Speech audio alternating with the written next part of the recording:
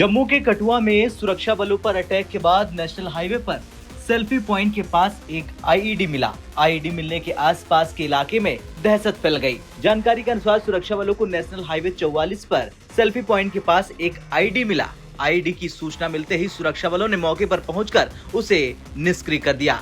कठुआ के अलावा जम्मू कश्मीर राष्ट्रीय राजमार्ग पर बने टोल प्लाजा के पास से सुरक्षा बलों ने 2 मोटार सेल को भी निष्क्रिय कर दिया। मोटार मिलने के बाद मौके पर बम निरोधक दस्ते को डिफ्यूज करने के लिए बुलाया गया। वहीं कठुआ में आतंकियों ने सेना के वाहन पर ग्रेनेड से हमला किया था, जिसमें 5 जवान शहीद हो गए थे।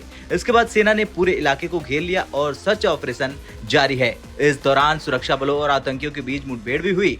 सेना पर हुए आतंकी हमले के बाद घटनास्थल से सेना के वाहन की तस्वीर भी सामने आई, जिसमें वो गोलीबारी के कारण क्षतिग्रस्त दिखाई दे रहा। हमले के बाद घाटी में सेना और आतंकियों के बीच मुठभेड़ जारी है। सूत्रों के मुताबिक पहाड़ी के ऊपर छिपे आतंकवादियों ने सेना के वाहन पर गोलीबारी की और उन्होंने सेना की गाड़ी पर ग्रेनेड भी फेंके। बता दें, बीते कुछ दिनों में एक बार फिर से घाटी में उथल पुथल बढ़ी है। आतंकियों से मुठभेड़ की खबरें लगातार सामने आ रही।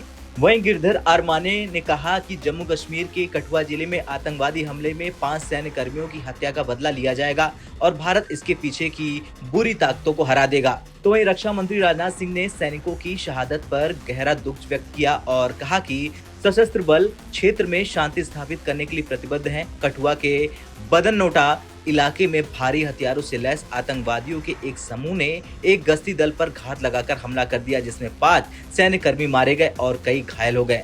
रक्षा मंत्री ने एक्स पर कहा, बदनोटा कठुआ जम्मू कश्मीर में एक आतंकवादी हमले में हमारे 5 बहादुर भारतीय सैनिकों की शहादत पर मुझे गहरा दुख हुआ।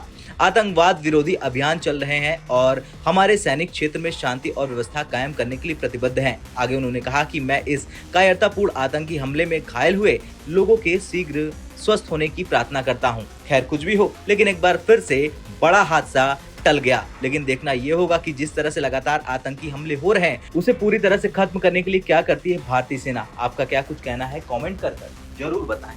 ब्यूरो रिपोर्ट, भारत तक।